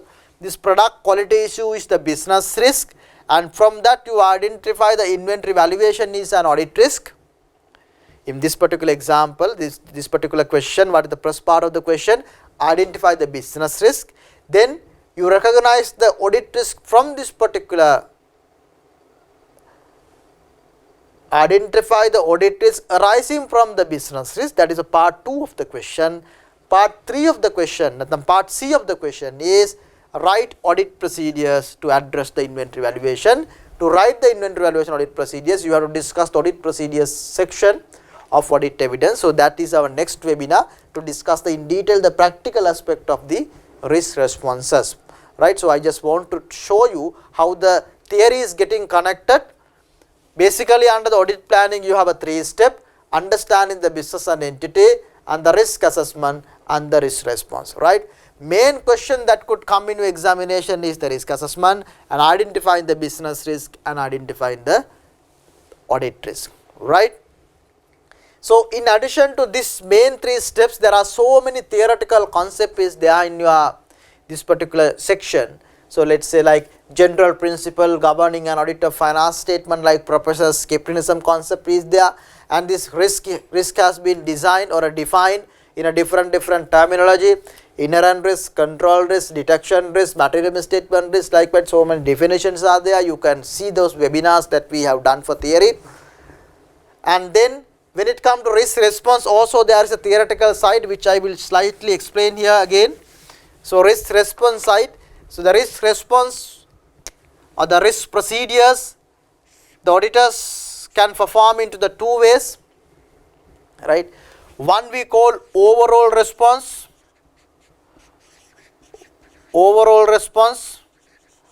other one is assertion level response. Assertion level response, right? Assertion level response. So again, විගණකවරයෙක්ට නැත්නම් auditor කෙනෙක්ට sufficient appropriate audit procedures gather කරගන්න මොනවා හරි risk area එකක් දැක්කහම මොනවා හරි කරන්න ඕනේ. ඒ කරන්න පුළුවන් විදි දෙකක් තියෙනවා. Number 1, overall response. So that means the auditor can perform certain procedures at the entire finance statement level. So now let's say one example, if you identify there are so many issues in the company, rather looking at the procedure only at the inventory level, only at the creditors level, only at the revenue level, to address the issue at all the finance statement line item, you can do certain procedures. So that is called overall response. The example is appointing an experienced team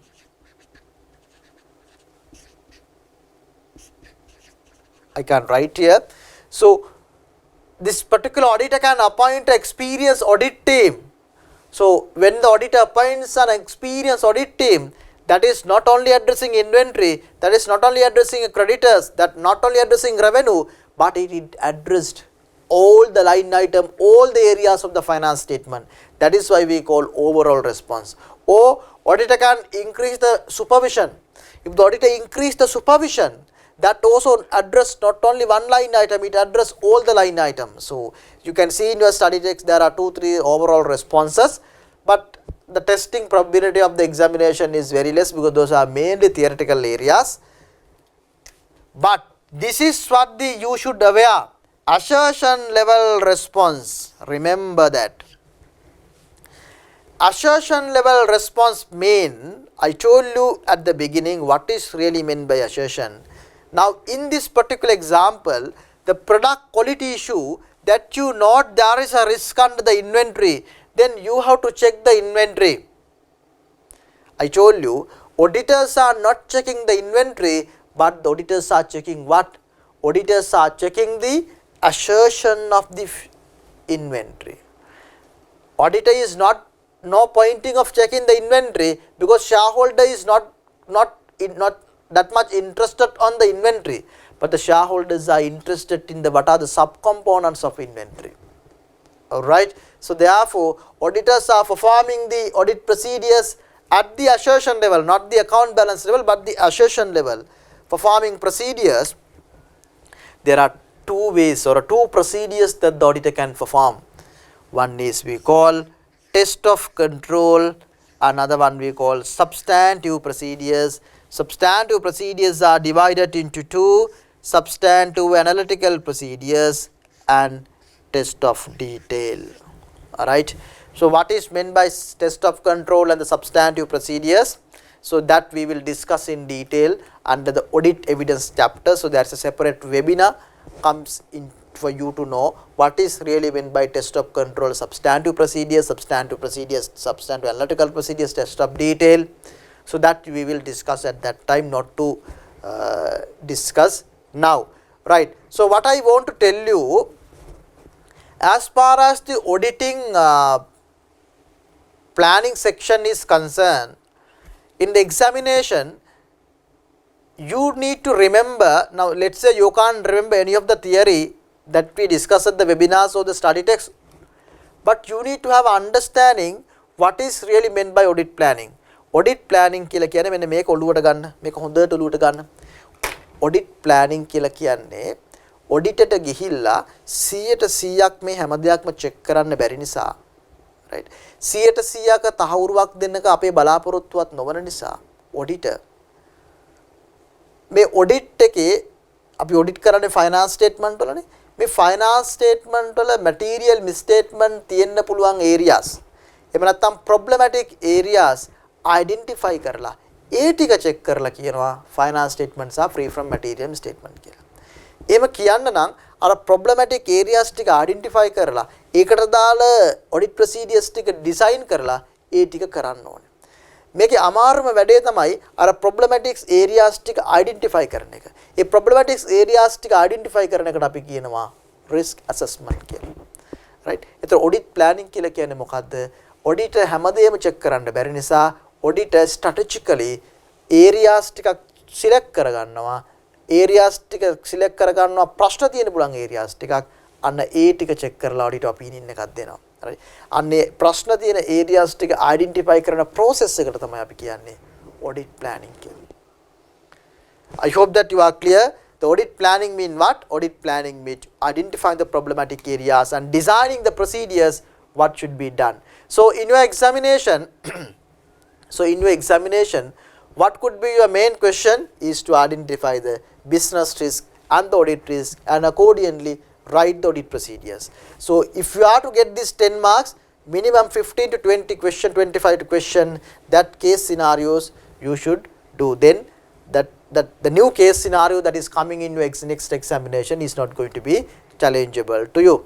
Right. So this is the summary of audit planning.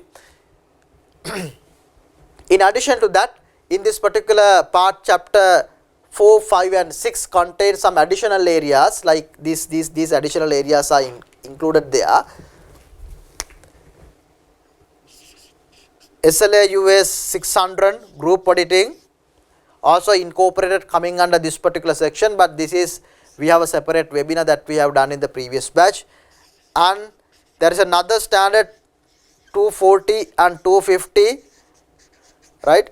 These two standard, fruits and the loss and consideration, those are not directly connected with the audit planning, but these also they are. So in addition to that, SLAUS 620 using an auditor's expertise coming up, and 60402 also coming up, but those two standards which will be covering under the audit audit evidence section, so that you can disregard.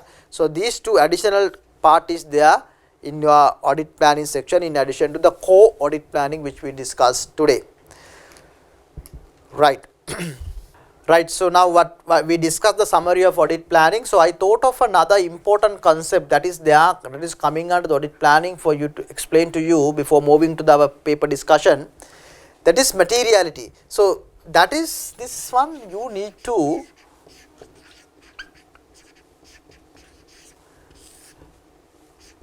so materiality is one of the important concepts that you should aware.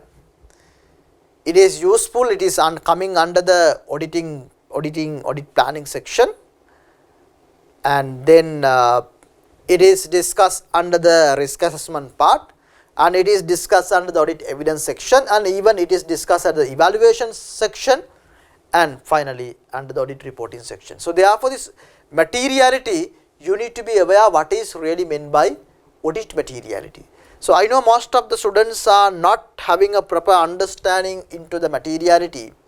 So I am going to explain you now the standard is 320 before moving to the question discussion, where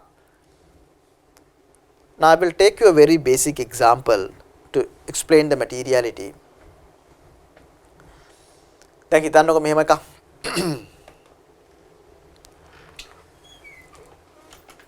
Then bus එකේ යන්න ඔයා ඉන්නවා මෙතන Colombo university එක ළඟ තියෙන bus halt එකේ. දැන් මෙතන ඉන්ස්ටිටියුට් එක එහා පැත්තේ දැන් ගත්තාම 154 බස් එක ගිහිල්ලා 138 බස් එකක් ගන්න අතන යුනිවර්සිටි එක ළඟ බස් හෝල්ට් එකේ ඉන්නවා. ඔය බස් හෝල්ට් එකේ ඉන්නකොට රුපියල් 5000ක් තියෙනවා. බස් රුපියල් 5000 කොලයක් තියෙනවා බිම වැටිලා. දැන් ඕක ගන්නවද නැද්ද? ගන්නවද නැද්ද? ගොඩක් අය කියනවා ඕක ගන්නෙ නැහැ කියලා. ඒ වුණාට දෙතුන් පාරක් ඕක එකම තැන පේන්න තියෙනකොට කවුරුවත් ගන්නෙත් නැති වෙනකොට මොකක් හරි ස්ට්‍රැටජියක් දාලා ඔය 5000 ගන්නවා. වෙන්න පුළුවන්, නොගන්න වෙන්නත් පුළුවන්, රයිට්? ගන්න අය තියෙනවා, නොගන්න අයත් ඉන්නවා. දැන් ඔතනම තියෙනවා දැන් 5000 කෙනෙක් ගන්නකොට ඔතන මෙහා පැත්තේ තියෙනවා රුපියල් 100ක්. රුපියල් 10 කාසියක්. දැන් ඕක ගන්න එච්චර වොරි වෙනවද? වොරි වෙන්නේ නැත. හරි. ඊට පස්සේ නිකන් හිතන්නකෝ ධම්මික පෙරේරා, අපේ famous businessman, he goes morning jogging and he see 5000 not in the bus halt. දැන් 5000 කොලේ වා දැක්කනම් ගන්නවනේ. හැබැයි ධම්මික පෙරේරා දැක්කොත් මේ 5000 ගනීද? Chances are very less. Why? 5000 is not material to him. Now 5000 is material to you, but 5000 is not material to Dhammika Perera. And 10 rupee, the coins 10 rupee is not material to you. Now you just imagine someone who is a beggar or someone in the road, he sees 10 rupee in the bus hold. Will he get or not? Definitely he will get. But he will get that 10 rupee. You see, that 10 rupee is not material to you, but 10 rupee is material to another person. So therefore, this materiality concept is highly subjective. It depends on the person. So something can be material to me, but something cannot be material to you. Something may not be material to someone else. So therefore, this meaning of materiality you have to understand in a proper way in auditing. What is really meant by materiality? So understand this. Now I am going to tell you Now let's say in this particular company, see like this, a basic diagram, management, shareholders and auditors. Auditors come and check the finance statements. When the auditors comes and check the finance statement, our whole purpose is to give a report to the shareholders stating that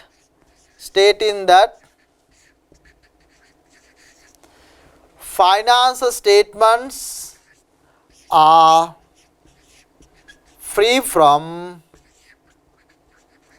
material misstatement.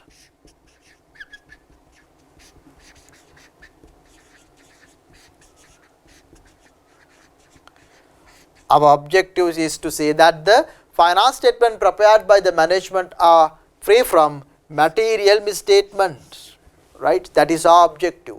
Now, when you are going to say the free from material misstatement, I explained you what is really meant by misstatement in the previous video. Now, when you are auditing the finance statement, you could see you have identified the following misstatements in the finance statements, right? These misstatements have been identified. What are those misstatements? Let's say property, plant and equipment, you see a 1,000 rupee error, and inventory, you see a 1 million error, right? And the cash and bank, you see a 2 rupee error, and creditors, you see a 50,000 error, right? And debtors, you see a 450,000 error, right? And stated capital, you see a 20,000 error, right? And you see a 600,000 error in the, let's say, deferred tax, right? When you are auditing the finance statement of the company, your objective is to state that the finance statement prepared by the management are free from material misstatement. Once you concluded the audit, you see there are so many misstatements you have noted. But your objective is not to state that the finance statements are free from misstatement. मूल्य प्रकाशन सावध्य प्रकाशन යන්ගෙන් තොරයි කියලා කොහොමවත් කියන්න අපේ that is not our objective. Our objective is to state that the finance statements are free from material misstatement, right? So now you tell me, out of these misstatement, what are the material misstatement and what are the not material misstatement according to your judgment, according to you. Don't apply any techniques or anything, right? If you don't apply any techniques or anything, 1,000 rupee Rupyal 1000 material දවාට සමහර අය කියයි රුපියල් 1000 නම් මොකක්ද දන්නේ material නැහැ. Inventory 1 million, yes. 2 rupee, no. 50,000 material, 450,000 material, 20,000 may not, and 600,000 material. Let's say that is a judgment without any techniques or anything, right? Now, if I am the auditor, I will decide like this. If the Dhammika Perera is this auditor of this company, he may think nothing is material, right? So what I am trying to say here, now you see,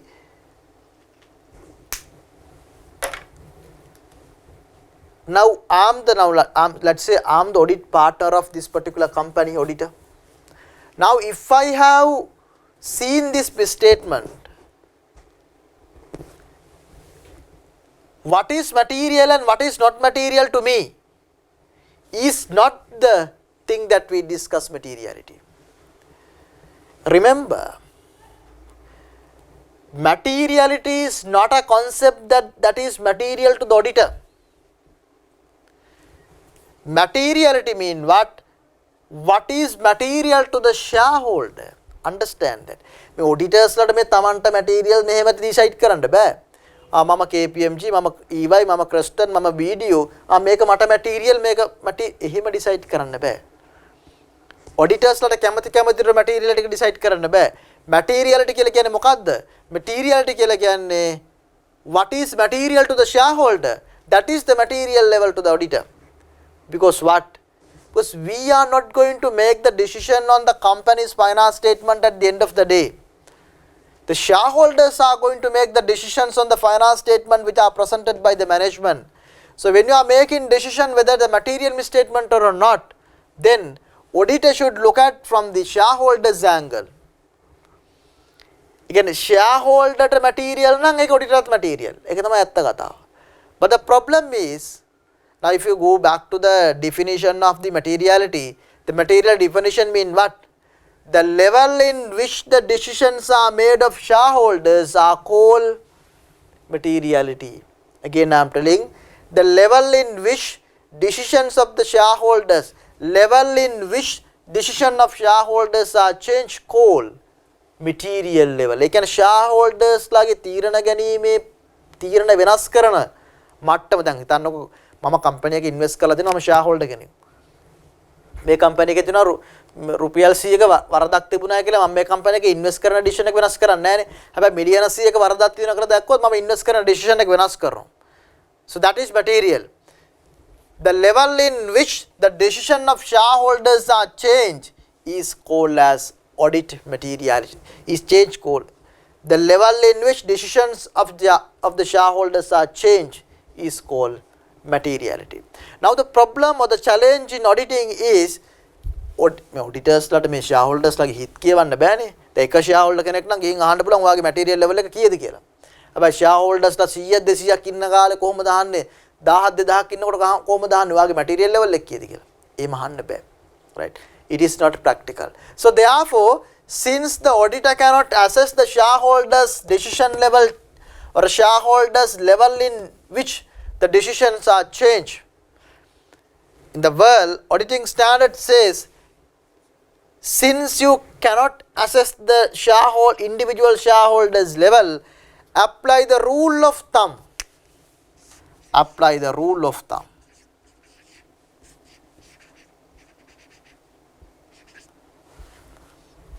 What is meant by rule of thumb? මොකද්ද මේ rule of thumb කියලා කියන්නේ? අපිට මේ එක එක shareholders ලා assess කරන්න බැරි නිසා ලෝකෙට ස්ටෑන්ඩඩ් එක හරහා ස්ටෑන්ඩඩ් එකෙන් සහ ඔඩිටින් ප්‍රැක්ටිස් එකත් එක්ක හදලා දුන්න සම්මතයක් තියෙනවා. ඒක කියනවා irrespective of the shareholder, you can apply one of these benchmark in deciding the materiality, which will be the most suitable benchmark in deciding the different stakeholders thinking or a different stakeholders expectation, right? So accordingly, so these benchmark could be applied by the auditor in deciding the audit materiality. One is profit before tax into 5% of the company can be the material level. Gross profit into 0.5% into 1% can be applied, or the sales or revenue 0.5% to 1% can be applied, and assets, total asset 1 to 2% can be applied, or the net assets 2 to 5% can be applied, or profit after tax 5 to 10% can be applied, right? So these are benchmark given in the standard or the auditing practice. Auditor can decide what is the benchmark should be decided, what the rule of thumb should be decided in deciding their material level. So in your examination, you have to have a proper understanding into this audit materiality, because examiner may not test direct question from you what is audit materiality, but so this is going to be applied in all audit planning question, audit evidence question in terms of you are making decisions, because always auditor look at only the material things, auditor doesn't look at the immaterial things in audit procedures as well as the audit conclusions, right? So PBT, now sometimes some of you are working in audit firm, then you may say these percentages are changing. Certain firms are using a different percentage. Yes, of course. Now if you look at our firm, we use the PBT into 5%, we say 3 to 7%. Range is 3 to 7%. Likewise, each firm to firm these percentages will change, because based on their risk factor and all other factors, global practices have been taken into consideration. But in your examination purpose you can apply this. This is given in the study text as well. So now let's say in this particular company, now you are auditing the ABC Private Limited. I have given you the sum of the misstatement. Let's say in this particular company, now next problem is මෙතන මොකක්ද දාන්න කියලා තීරණය ගන්න කොහොමද? හොඳට මතක තියාගන්න. So there are golden rules in that. If your company is a profit making company, and if the company is a profit making company, the shareholders immediate decision factor will be the profit. So therefore the first priority always should go to the profit before tax, right? That is the golden rule.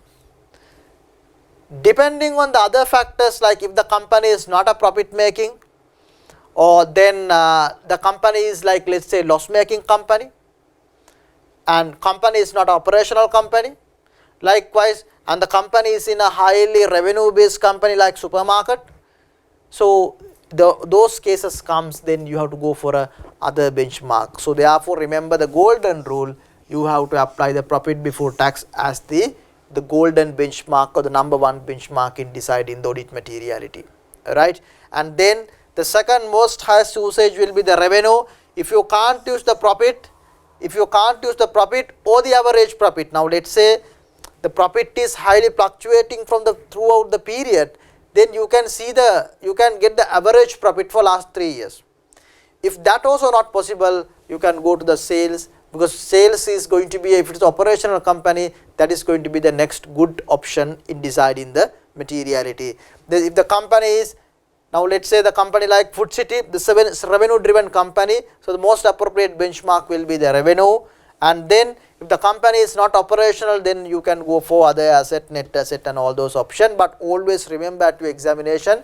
So these two benchmark will be the most important benchmark for you all, but out of which also PBT will be the 5% of your with the main benchmark. So I recommend you, so under the audit planning section, the study text syllabus 320, please go through the standard properly, go through the study text note, but that talks about in detail which benchmark should be applied, and I am going to discuss today, if time permits, the revision kit question. At that time I will show you how this is practically applied, right? So now let's say in this particular company, so profit before tax is 10 million, that into 5%, that means 500,000 is the overall material level.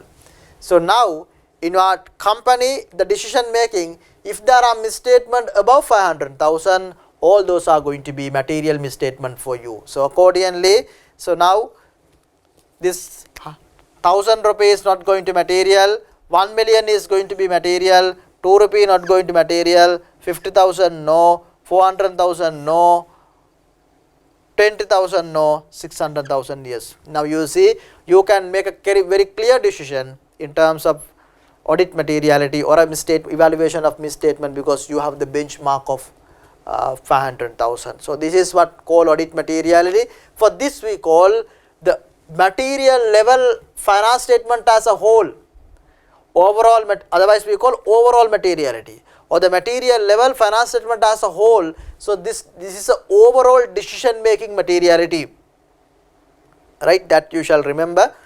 So why I told you like that, so I will delete this one. When you are deciding the material level, according to the standard, there are 3 levels of materiality, right? One is overall material level, other one we call performance material level, other one we call clearly trivial. Right?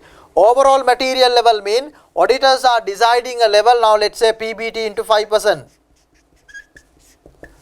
In this particular example, of course, like 500,000.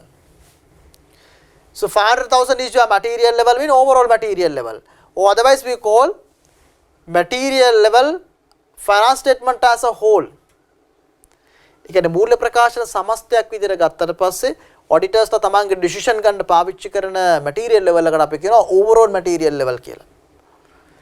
There is another material level that the auditor set lesser than the overall material level. Now in a practice, sometime as a percentage we take here. So sometime in our firm we take 70% of OM, overall material level into 70%. So that is a judgmental, there is no 70% rule, that is a judgmental, you can take any percentage that depending on the auditor's judgment. So that is called performance material level.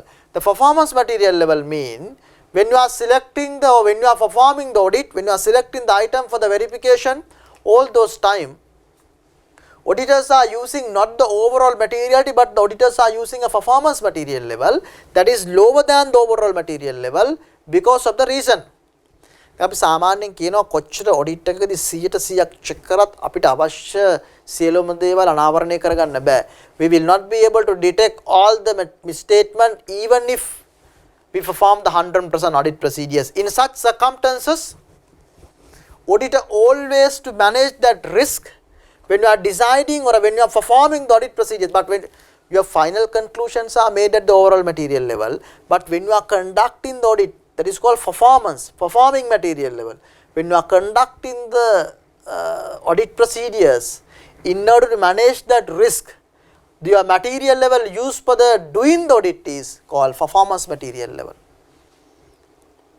Right? So in practice, this is called tolerable error.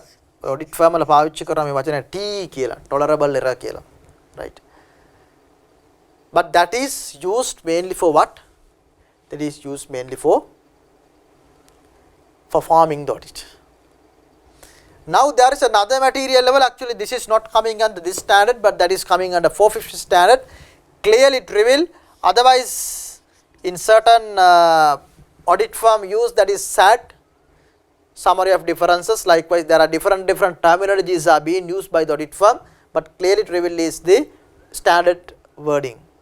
So what is that? In practice sometime that is OM into 3%. Right, let us say this is 80%, then 4 lakhs, right. So this is into 3%, that is also there is no standard formula, 3%, that is judgmental, or the audit firm can decide based on the risk factors. So remember, auditors will not look at anything below than this. Auditors may not look at the transactions or the misstatement or the verification purpose, anything less than this unless a very exceptional situation, right. So this is called below SAT or not going to be adjusted even. Okay. Now another important fact, this is discussed in this particular chapter. When you are deciding the materiality, right, that is based on two angles. One is quantity, other one is quality. What is that? Remember, when you are deciding the materiality of a company, you can decide the materiality like this: 500,000, 400,000, 3%, 5% based on the financial figures. Based on the financial figures, financials, right, and accordingly you can disregard certain level below than that, that is you can consider as a not material. That is one way of designing a quantity. But remember, there are some exceptional situation, there are some extreme situation where irrespective of the figures involved, irrespective of the amounts involved, those are going to be material. Even if the amounts involved are lesser than the financial figures, still those are material. Even 1 rupee, those are going to be material, right. Those exceptions you should remember. So right, exception, example 1, right. If there is a something which is connected or something which is imposed by the laws, or mandatory disclosures, if something which is imposed by the law or mandatory disclose, example related party transaction. Remember, if you talks about the related party transaction, those are not subject to any figures, even 1 rupee, those are going to be material. If you look at the legal expenses of a company, legal expenses are going to be material even if it is 1 rupee, right? So if something related to the laws and compliances, laws and regulation, now very best example, if you are in audit of a bank audit, right? The bank audit, there is something called CAR, that means capital adequacy ratio, that you may be aware, A level කාලේ අපි කරේ ව්‍යවස්ථාපිත සංචිත අනුපාතය කියලා.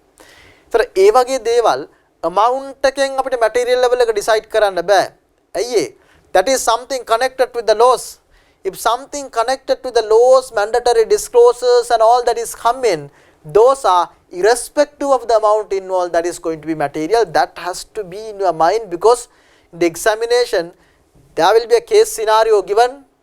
That case scenario, there will be some of the information included, but amounts are not material. You will conclude that as immaterial, but no, depending on this exceptional circumstances, it will become material, right? Another one, an industry specific. There are certain circumstances arising because of industry specific information.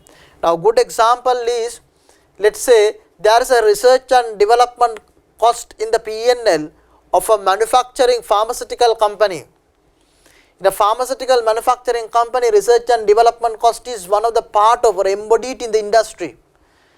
Even that amount is lesser than that is decided by the financial figures, that is going to be material to you. That is going to be material to you, right? Another exceptional situation is, right, another one is, right, let's say an example, the certain things that are happening in the business organization in that particular financial year, some major events or major scenarios, like let's say the company A has acquired another company B, the company A has acquired another business of company B. Even though the amount involved is immaterial, even though the transaction cost is less than the material level, still that is important. Why? Because new shareholder will be important, or shareholder will be concerned over that particular transaction. Good example, like specific event happened in the business organization, like acquiring a new business, right? Specific events. So specific events like acquiring a business, and those are going to be material irrespective of the amounts involved in the finance statement. හැබැයි හොඳට මතක තියාගන්න විභාගෙදී දැන් එහෙමයි කියලා ඔයාට හිතනක මේ exceptional category එකට දාන්න බෑ. You can't put like that. So what you have to do is, you have to have a proper understanding. Material is decided based on the quantity and the quality, qualitative factors and the quantitative factors. Quantitative factors are rule of thumb, and accordingly this diagram normally how that is being done and that do. But you have to remember there are some exceptional circumstances where financial figures are not involved. Especially remember laws and mandatory disclose, like related party transaction, like acquiring a new business. All those exceptions are given in your study text, 3 bullet points. So that 3 bullet points you shall remember, right? So that if you remember that, mostly this laws and mandatory disclosures matter. So that is more than enough, right? So this is what I want to discuss regarding the audit materiality, because if you actually the previous webinar also this has been discussed in detail, because what I did was only just a summary, because what I discussed this one, why I discussed this one, because this is going to be heavily applied in your audit planning question. If you don't know, if you don't have a proper understanding toward to the materiality, that you can't do anything in this auditing flow discussion. So that is why I wanted to touch you again.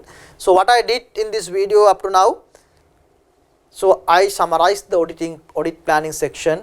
I highlighted certain things in audit planning section that is not to discuss the theory. Theory you can watch the other 3 webinars. Just to take a proper approach to the practical case scenario discussion, which is going to be done in the next video.